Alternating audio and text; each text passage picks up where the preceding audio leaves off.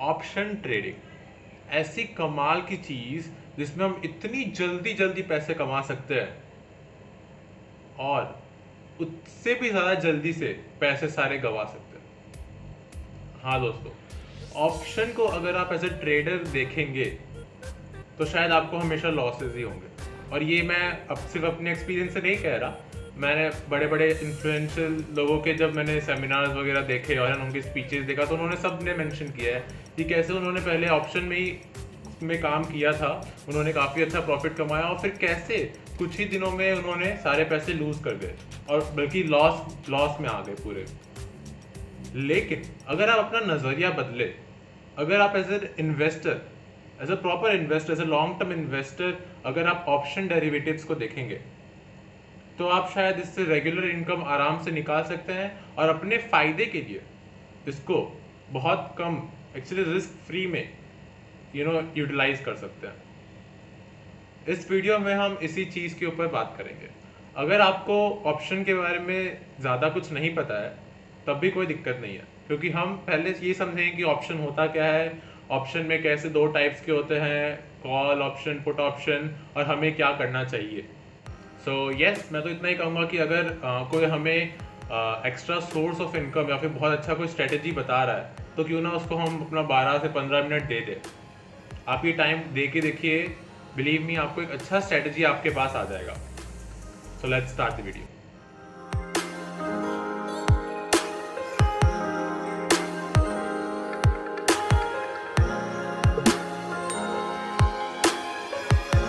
तो ठीक है, एज प्रॉमिस्ड हम सबसे पहले डिस्कस करते हैं कि ऑप्शंस होता क्या है, और ये समझाने के लिए, बहुत आसानी से समझाने के लिए हम एक एग्जांपल यूज़ करेंगे।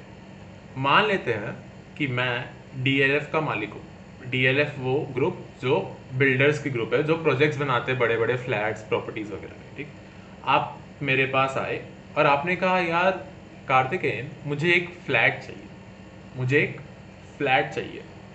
तो मैंने बोला ठीक है भाई, आ जाओ। मैंने आपको अलग अलग चीज़ दिखाया और आपको एक फ्लैट में इंटरेस्ट आया जो 1 करोड़ रुपए का था। मैं बोला अच्छा यार, बढ़िया बजट है तुम्हारा, फिर तो ये फ्लैट ले लो, 1 करोड़ वाला, बहुत अच्छा है ये फ्लैट। तो आपने कहा ठीक है, लेकिन यार दिक्कत ये थी ना कि वो फ्लैट अभी बन के तैयार नहीं था, वो फ्लैट बनने में अभी 3 साल और लगते। ठीक है, तो आपने ये कहा मुझसे, आप मेरे पास फ्लैट खरीदने आए थे, मैं आपको फ्लैट बेच रहा हूँ। आपने मुझसे कहा, बिल्डर से कहा कि भाई 3 साल बाद, ये तो बहुत बड़ा टाइम है, इससे मुझे 2 चीज़ की दिक्कत हो रही है तुम्हारे डील से कि मैं तुम्हें अभी 1 करोड़ रुपए दे दूँ। उससे मुझे 2 चीज़ में दिक्कत है। पहला कि अब एक चीज़ बताओ, ये 3 साल बाद अगर इस फ्लैट का दाम 1 करोड़ से 80 लाख हो गया, गिर गया दाम, तो यार मेरा तो भारी नुकसान हो जाएगा। तुम तो मुझसे 1 करोड़ रुपए मांग रहे हो। पहला दिक्कत ये आपको। दूसरा दिक्कत, आपने कहा यार 3 साल बहुत लंबा टाइम है, क्या पता इतने देर में मुझे कहीं और इंटरेस्ट आ जाए। 3 साल बाद में उस प्रॉपर्टी के बदले आपको कहीं और इंटरेस्ट आ जाए, तो क्यों ना मैं पैसे वहां लगाऊंगा, तुम्हारे पास क्यों दूंगा, मैं तुमको 1 करोड़ रुपए क्यों दूंगा। ठीक है जी। तो मैंने कहा आप देखो समझदार तो हो, आपने अपना अच्छा दिमाग यूज किया, तो आपकी मदद करने के लिए, मैं आपको एक ऑप्शन देता हूँ। क्या देता हूँ? ऑप्शन। ऑप्शन, ऑप्शन क्या वीडियो, ऑप्शन देता हूँ। तो आपने कहा भाई कैसा ऑप्शन? तो भाई ऑप्शन ये है, आपके पास मैं ये ऑप्शन दे रहा हूँ कि देखो 3 साल बाद अगर आपको ये प्रॉपर्टी में इंटरेस्ट रहा तो मुझे आप 1 करोड़ रुपए देना और मुझसे ये फ्लैट ले जाना। ठीक है जी। और अगर 3 साल बाद अगर आपका इंटरेस्ट कहीं और चला गया, कोई भी रीज़न हो, आपको यह प्रॉपर्टी नहीं खरीदना, तो आप मुझे उस वक्त ही मना कर सकते हो, नहीं खरीदना, नहीं खरीदना, नहीं खरीदना। ठीक है जी, आराम से आप मना कर सकते हो। तो आप बड़े खुश, आपने कहा भाई इससे अच्छा क्या हो सकता है यार, तू तो मेरा यार है, तू तो मेरा दोस्त है कार्तिक। तो मैंने कहा यार वो तो ठीक है, मैं यहाँ कोई समाज सेवा तो नहीं कर रहा हूँ। देखो ये फैसिलिटी आपको प्रोवाइड करने के लिए मैं आपसे एक छोटा सा, कैसा छोटा सा प्रीमियम लूंगा। आपने कहा कितना? मैंने कहा 20,000 ओनली। 1 करोड़ रुपए फ्लैट के सामने बस 20,000 का प्रीमियम ले रहा हूँ। आप मुझे ये 20,000 अभी दे दो, मैं आपको एक टोकन दे दूंगा। I will give you a token. 3 साल बाद अगर आप चाहो तो मेरे से फ्लैट ले लेना, या फिर ये टोकन को फेंक देना, कुछ काम का नहीं रहेगा। आपने कहा अच्छा वो प्रीमियम का क्या होगा अगर मुझे फ्लैट नहीं चाहिए होगा? मतलब अभी मैंने बोला ना, मैं एक फैसिलिटी प्रोवाइड कर रहा हूँ, वो प्रीमियम तो मेरे जेब में ही जाएगा, चाहे आप लास्ट में फ्लैट लो मुझसे या मुझसे फ्लैट ना लो। ये जो मैं आपको ऑप्शन एक्सरसाइज करने की जो फैसिलिटी प्रोवाइड कर रहा हूँ, उसका मैं थोड़ा सा प्रीमियम ले रहा हूँ भाई, उतना तो मेरा हक बनता है। ठीक है ना जी? तो बहुत आसान है इसको समझना। ये देखो, ये जो टोकन हुआ ना आपके पास, अब लोग क्या करते हैं, इस टोकन को भी ट्रेड करना चालू कर देते हैं। मतलब क्या, मैं आपको बताता हूँ। अगर उस 3 साल के दौरान अगर बीच में उस 1 करोड़ रुपए फ्लैट का कीमत गिर गया, तो क्या होगा, आपकी जो टोकन की वैल्यू है, जो आपने 20,000 में खरीदी थी, उसकी वैल्यू बहुत ज़्यादा गिर जाएगी। क्योंकि भाई वो टोकन क्या बोल रहा है, वो किसी को क्या है ना राइट दे रहा है कि वो 1 करोड़ रुपए में वो फ्लैट खरीद सकता है। लेकिन उस फ्लैट की तो कीमत कम हो रही है, उस फ्लैट की कीमत हो गई 80, मतलब मान लो 95,000 हो गई, तो उस टोकन की वैल्यू बहुत कम हो जाएगी। ठीक है, अगर उस फ्लैट की वैल्यू बीच में बढ़ गई, भाई 1 करोड़ 10 लाख हो गई, तो उस टोकन की वैल्यू सोचो कितनी ज़्यादा हो जाएगी, है ना? तो इसी को बोलते हैं ऑप्शन ट्रेडिंग।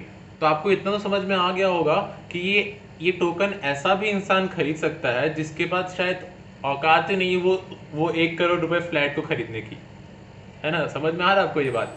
भाई ये आपने वो टोकन को किसी और को दे दिया, अब हो सकता है उसके पास औकात ही नहीं हो 1 करोड़ रुपए की, लेकिन उसने टोकन ले लिया ये सोच के कि क्या पता इस फ्लैट की वैल्यू बढ़ेगी, तो उस टोकन की वैल्यू बहुत बढ़ जाएगी और फिर मैं किसी टोकन किसी और को दे दूंगा।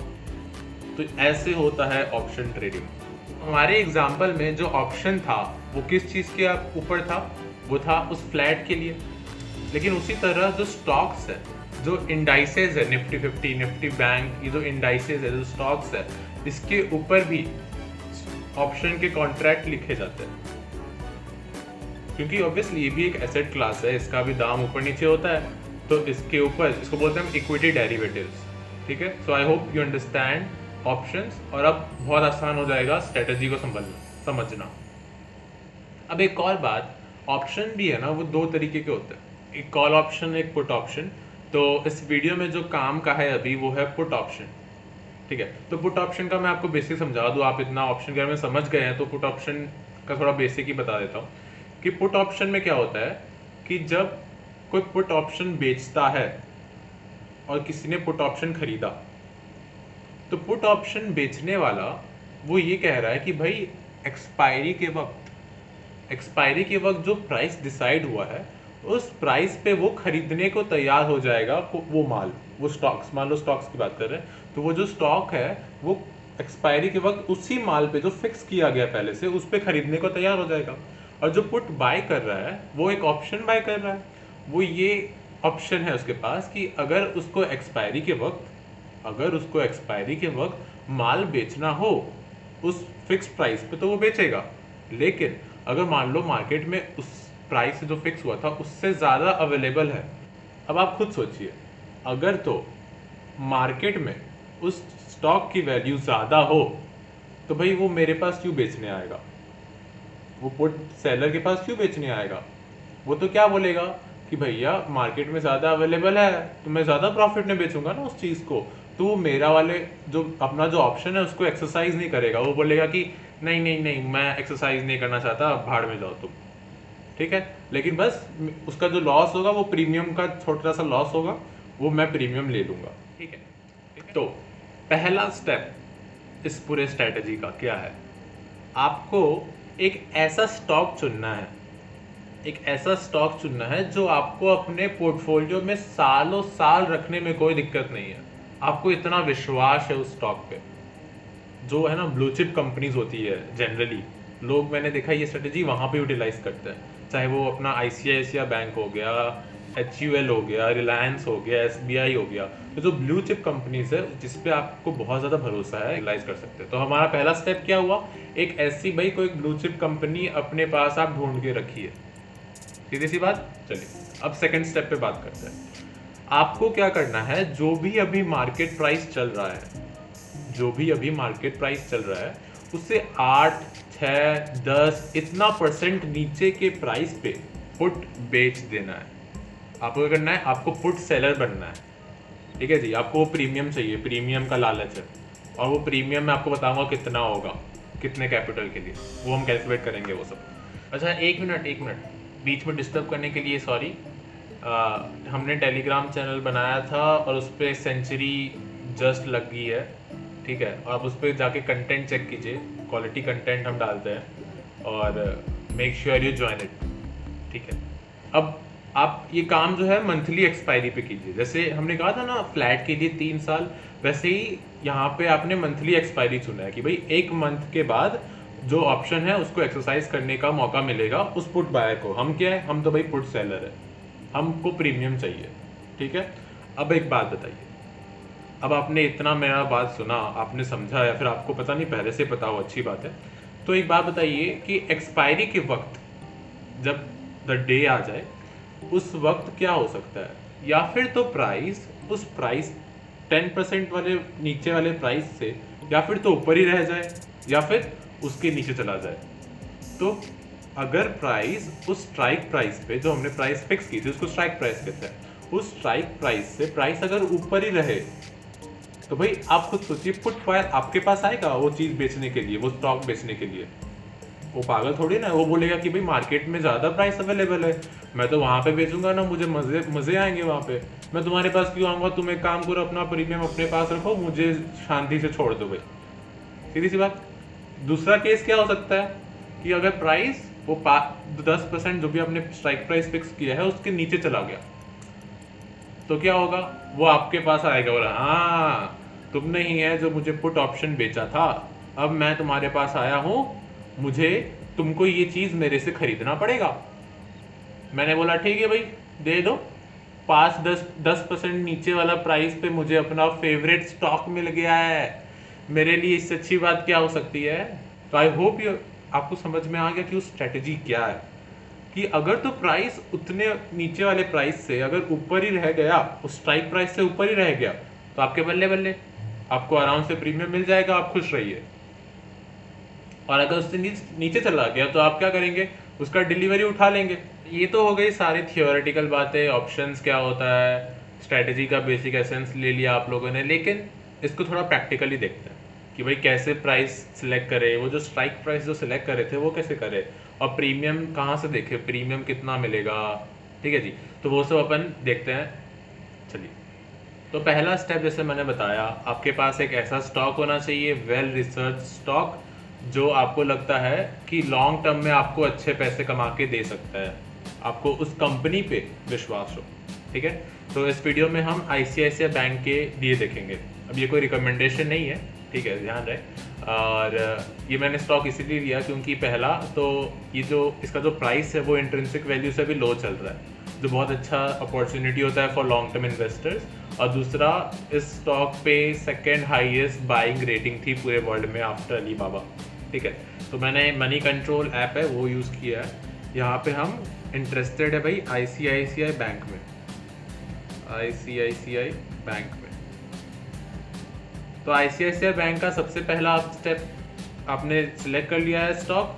अब आपको क्या करना है, करंट प्राइस देखना है, 372, तो 370 के आसपास अपन मान के चलते हैं प्राइस अभी चल रहा है, तो है ना, सेफ साइड रहने के लिए, क्योंकि अब स्टार्टिंग कर रहे हैं। तो आप एक काम कीजिए, 10% या 8% का प्राइस नीचे का स्ट्राइक प्राइस चूज करके हम उसमें प्रीमियम देखेंगे, ठीक है। तो इस प्राइस का, करंट मार्केट प्राइस का 8% कितना हुआ, आइए वो देखते हैं।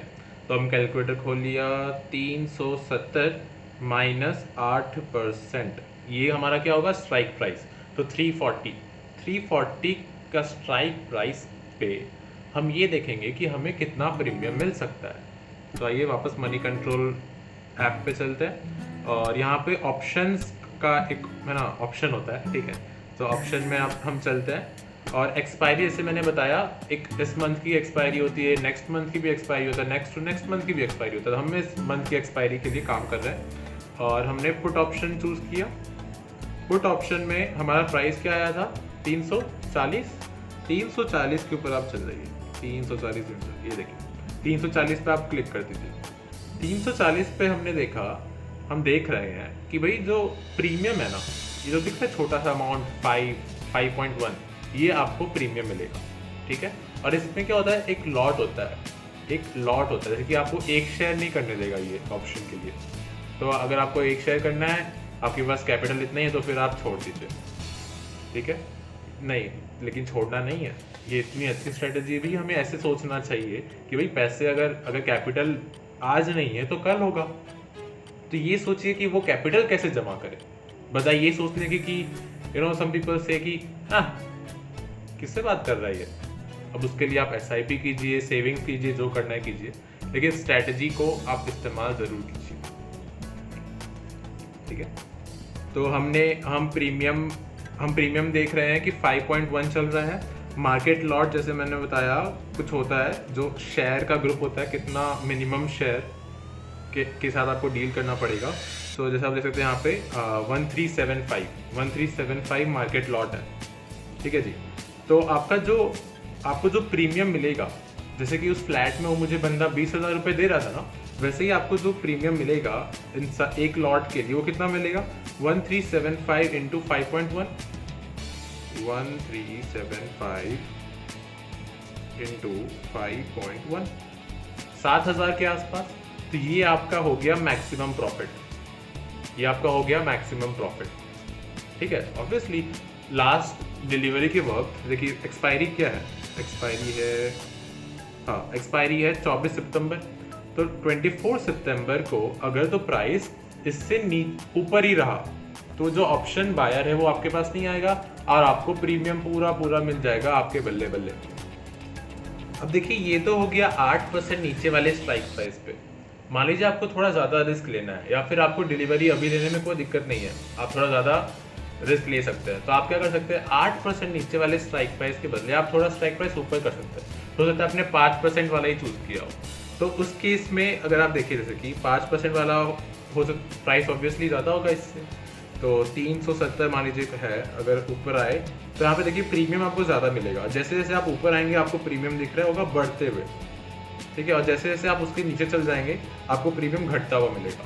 ये तो समझ में आ गया होगा। इस स्ट्रैटेजी में जो सबसे बुरा से बुरा हो सकता है वो क्या हो सकता है कि आपका जो स्ट्राइक प्राइस आपने चूज़ किया हो उस स्ट्राइक प्राइस के नीचे आ जाए वैल्यू उस स्टॉक की और आपको डिलीवरी उठानी पड़े। अब हाँ, डिलीवरी उठाने के लिए आपके पास अच्छा कैपिटल होना चाहिए। जैसे कि वो जो लॉट था ना, उस लॉट को अगर आप मल्टीप्लाई करेंगे प्राइस पे, उस स्ट्राइक प्राइस पे, तो ऑब्वियसली उतने सारे जो स्टॉक्स है आपको खरीदने हैं, तो उतना पैसा आपके पास होना चाहिए। तो हाँ, ये कैपिटल इंटेंसिव है, मतलब आपके पास कैपिटल होना चाहिए। अगर कैपिटल ना हुआ, मान लीजिए आपने ऐसे ही पुट सेल कर दिया, तो जनरली बहुत सारे लोग करते हैं ऐसे ही नेकेड मतलब ऐसे ही कॉल सेल कर रहे हैं, पुट सेल कर रहे हैं। भाई मैंने पुट सेल कर दिया ICICI बैंक का, अब क्या हुआ, प्राइस नीचे आ रहा है, मेरा सारा ध्यान मेरे कंप्यूटर साइंस से जो मैं पढ़ता हूँ या फिर है ना कुछ और हॉबी है मेरी, सारा ध्यान उधर सबसे हट के कहाँ आ जाएगा भाई, मार्केट स्पेकुलेशन पे। इसको मार्केट स्पेकुलेशन बोलते हैं कि भाई प्राइस क्या चल रहा है, हर एक मिनट हार्ट बीट ऊपर हार्ट बीट नीचे। क्योंकि भाई अगर प्राइस बहुत नीचे आ गया, समझ रहे हो, आपका लॉस बढ़ेगा, आपको स्क्वायर ऑफ करना पड़ेगा क्योंकि आपके पास उतने पैसे नहीं है डिलीवरी उठाने के लिए, आपके पास उतने पैसे नहीं है। तो जैसे जैसे प्राइस नीचे आएगा, स्ट्राइक प्राइस की तरफ आएगा, तो आपके है ना अकाउंट में उतना लॉस, उतना रेड सिंबल बढ़ते जाएगा, 4,000 का लॉस, 5,000 का लॉस बढ़ता जाएगा, आपकी हार्ट बीट तेज होती रहेगी। और जैसे जैसे ऊपर आएगा तो मज़ा आएगा। लेकिन ऐसा क्यों करना है, ठीक है, रिस्क को कम रखना है और मार्केट स्पेकुलेशन से बचना है। भाई सबका है ना, सबके लिए पॉसिबल नहीं है कि मार्केट को इतना वॉच करे, और अगर कोई इतना मार्केट को वॉच करता भी है तभी वो अच्छी चीज़ नहीं है। मार्केट की प्राइसेस को देख के मज़ा नहीं आना चाहिए, ठीक है, ये मैंने सीखा है ये चीज़ को, ठीक है। तो आपने मुझसे ये कहा कि भाई कार्तिकेयन ठीक है यार, अगर प्राइस उसके नीचे आ गया तो मैं डिलीवरी उठा लूँगा, मेरे पास इतने पैसे होंगे जेब में, मैं तैयार करके कहीं रखा रहूँगा, ठीक है। तो मैंने डिलीवरी उठा लिया। अब एक बात बताओ यार, अब मैं क्या उस स्टॉक को, ठीक है वो मेरा बहुत फेवरेट स्टॉक है, मुझे उस पर विश्वास है, तो मुझे कोई दिक्कत नहीं हुई उसको अपना पोर्टफोलियो में ऐड करने में। तो एक बात बताओ कि क्या अब मैं इतने लॉन्ग टर्म के लिए बस वेट करता रहूँ? क्या अभी कोई और तरीका नहीं है कि इसी चीज़ से मैं और मंथली इनकम जनरेट कर सकता हूँ? क्योंकि अब तुम मुझे बोलोगे फिर से पुट सेल करने के लिए, तो वो तो मैं भाई नहीं कर पाऊंगा, क्योंकि इतना फिर से उतना सारा कैपिटल मैं कैसे लाऊंगा? ऑलरेडी कैपिटल यूज हो गया है ना, उतना कैपिटल मैं और कहाँ से लाऊंगा, कब तक लाऊंगा? तो यार तुमको एक ऐसा तरीका बताओ कि जो मैंने स्टॉक खरीदा है उधर इस चीज़ के बाद भी मुझे मंथली इनकम, जैसे मैं जनरेट कर रहा हूँ इधर से इनकम, वो आने लगे। तो मैं बोला कि भाई इसके लिए भी एक तरीका है, जैसे आप पुट सेल करते हैं वैसे आप कॉल सेल भी कर सकते हैं। इस चीज़ को हम डिटेल में समझेंगे, एक्सप्लोर करेंगे नेक्स्ट वीडियो में। तो that's it, hope you like it.